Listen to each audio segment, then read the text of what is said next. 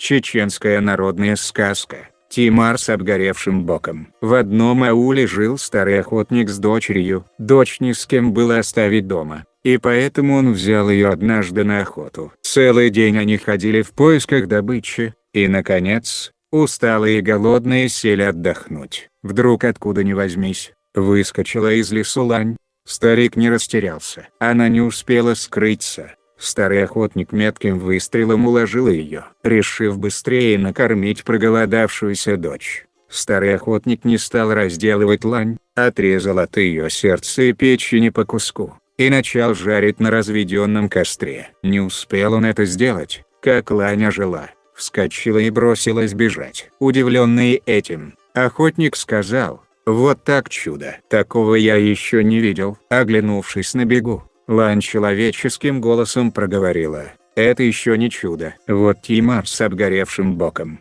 Это чудо». Старый охотник поклялся, что не придет домой, пока не узнает о Тимаре с обгоревшим боком. Шел и пришел в аул, в котором жил Тимар с обгоревшим боком. В ауле старый охотник увидел много народа. Подошел, поприветствовал собравшихся и спросил: «Не скажете ли вы, где живет Тимар с обгоревшим боком?» Люди не ответили на вопрос охотника и начали расходиться. И кому бы ни задавал он свой вопрос, все молча расходились. И только стоявший рядом маленький мальчик сказал: «Иди за мной, я приведу тебя к Тимару». Он привел охотника к дому, огороженному чистоколом. На кольях старый охотник увидел человеческие головы. Как только они поравнялись с домом, мальчик сказал: «Вот здесь живет Тимар с обгоревшим боком, о котором ты спрашивал. Он отрубает головы тем, кто его называет Тимаром с обгоревшим боком», — сказал мальчик и убежал.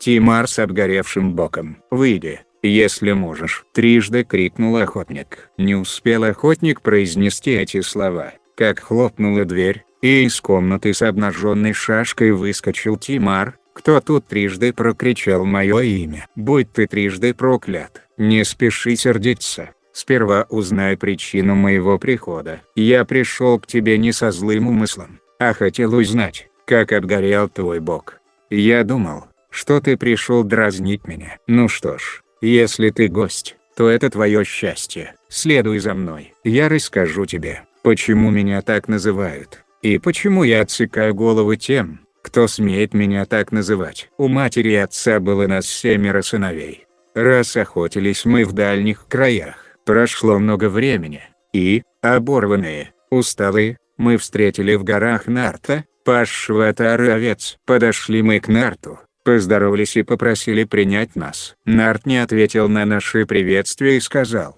«Идите по этой дороге, там найдете мое жилище. Поешьте и отдохните». Мы направились в сторону, куда указал Нарт. Когда мы отошли довольно далеко, Нарт снял с головы папаху, бросил ее вслед нам и сказал: «Мое жилище оберегают злые собаки. Они могут разорвать вас. Возьмите мою папаху. Ею вы отпугнете собак. В таком-то месте вы найдете котел, в котором я варю собакам похлебку. Поешьте сами и собак накормите. Вход в мое жилище завален камнем. Отодвиньте камень, и вы сможете отдохнуть». Самый старший из нас подошел к папахе Нарта, но не смог даже с места ее сдвинуть. К самому старшему подошел следующий, но и вдвоем они не смогли поднять папаху, и даже все вместе не смогли сдвинуть папаху. Оставили ее, а сами пошли к жилищу Нарта. Пришли к нему во двор. Тут выскочили огромные собаки и стали терзать нас. Кое-как мы успокоили их, и взялись за камень, которым был завален вход в пещеру Нарта. Камень не поддавался. Оставили мы этот камень и сели отдохнуть. Вспомнили, что надо накормить собак. Нашли котел и стали поднимать его с земли. Но как ни старались, поднять котел не смогли. Вечером с отарами овец вернулся Нарт и спросил: «Накормили ли вы моих собак?» «Нет, мы не смогли даже котел с места сдвинуть», — ответили мы. Нарт одной рукой легко отодвинул камень, загнал овец в пещеру и впустил нас. Потом затопил очаг, нанизал на вертела 7 баранов и бросил их на огонь. Бараны изжарились, Нарт съел их, Затем лег отдохнуть. Через некоторое время на эти же вертела Нарт нанизал нас и бросил на угли в очаг. Нарту показалось, что мы достаточно изжарились, и он всех нас 7 бросил в башлык и сказал: «Вами я пообедаю завтра». Когда Нарт бросил нас в очаг на угли, я оказался на вертеле с краю, и обгорел только один мой бок, поэтому я остался жив, а 6 моих братьев сгорели. Утром Нарт взял свой башлык, в котором мы находились, накинул его на плечи и погнал отар овец на пастбище. Там он снял башлык с плеч и положил рядом с собой. До обеда я сумел выбраться из башлыка и убежать. Вернулся я в аул с обгоревшим боком. Аульчане узнали об этом и с тех пор стали называть меня Тимаром с обгоревшим боком. Тогда я поклялся, что буду отсекать голову всякому, кто обзовет меня Тимаром с обгоревшим боком. Головы насажу на коле. Я пошел бы к этому Нарту и сразился бы с ним, возвратился бы с победой, если бы ты пообещал мне сделать то, о чем я тебя попрошу», — сказал Тимару старый охотник. «Я сделаю все, что ты попросишь, но не советую идти к Нарту», — сказал Тимар. «Я непременно пойду. А просьба моя такая: раз в год до моего возвращения покупай моей дочери по холщовой рубахе и корми ее». «Хорошо», — сказал Тимар.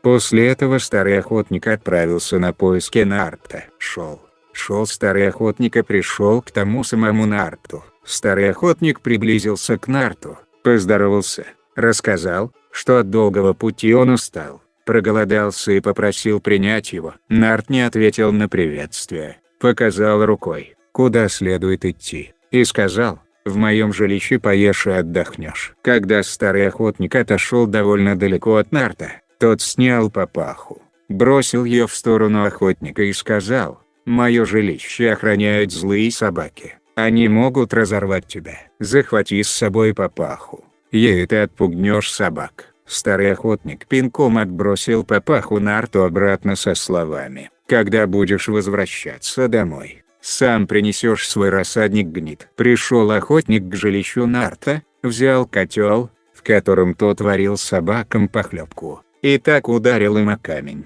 которым был завален вход в пещеру, что котел раскололся на мелкие кусочки. Увидели это собаки и разбежались в разные стороны. Старый охотник взял камень, которым был завален вход в пещеру, и швырнул его вдогонку собакам. Затем зашел в жилище и лег отдыхать. Вечером вернулся Нарт и пригнал овец. Вошел он в пещеру и спрашивает: «Куда делись мои собаки?»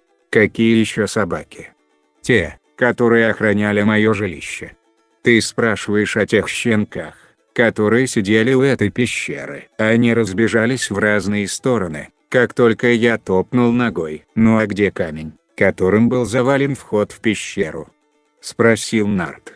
«Этот камень я бросил вслед твоим щенкам», — ответил старый охотник и добавил: «Готовь баранов. Я сильно проголодался». Нарт пригнал 7 баранов. Старый охотник нанизал их на вертела и бросил на угли в очаг, чтобы поджарить. Он не дал Нарту ни куска, и сам съел 7 баранов. Тогда Нарт бросился на старого охотника, а охотник схватил Нарта, поднял его и с размаху вогнал в землю по самую шею. Как Нарт не бился, но выйти из земли не смог. Старый охотник отсек Нарту 6 голов одну за другой. Тогда Нарт стал просить его: «Я начал бояться тебя с того самого дня, когда ты сбежал из моего башлыка. Я знал, что ты постараешься отомстить мне за своих братьев. Оставь на моих плечах хоть одну последнюю голову. За это я верну тебе братьев живыми и здоровыми». «Ага, он принял меня за Тимара.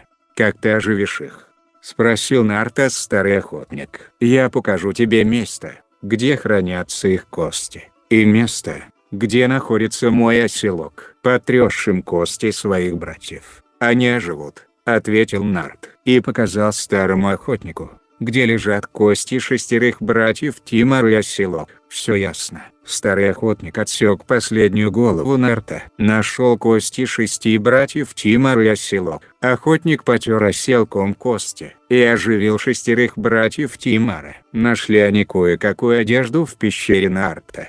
«Когда будете возвращаться, захватите отар овец этого нарта», — сказал старый охотник братьям Тимара. А сам раньше их вернулся в аул. Старый охотник пришел к Тимару с обгоревшим боком, потер его оселком и вылечил обгоревший бок. И стали они дожидаться прихода братьев. Братья вернулись и пригнали с собой отару. Собрались все 7 братьев и спросили старого охотника: «Какое доброе дело сделать тебе за то, что ты оживил нас?» «Мне ничего не нужно.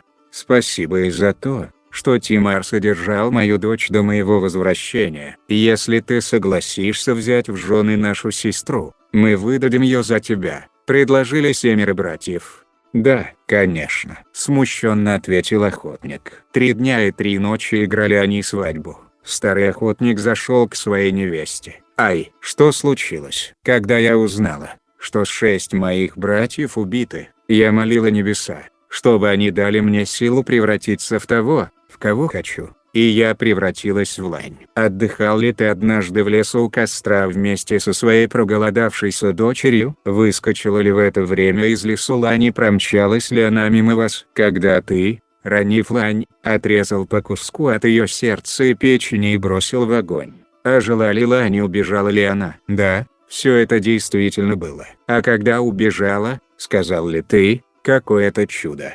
«И ответила ли тебе на бегу лань: это не такое чудо, чудо, Тимар с обгоревшим боком?» «Клянусь тебе 7 братьями, клянусь небесами, которые услышали эту молитву и исполнили мое желание, когда ты дотронулся до меня, я вскрикнула потому, что раны, нанесенные тобой, когда ты отрезал по куску от моих сердца и печени, еще не зажили, и мне стало больно. В лес я тогда попала не случайно. Я искала человека, который отомстил бы за моих братьев Нарту, поэтому я промчалась мимо тебя». Так закончила рассказ сестра 7 братьев. Охотник потер оселком больное место и рана зажила. Охотник с женой и дочерью поехал в свой аул, и жили они долго и счастливо. Вот и сказки конец. А кто слушал, молодец.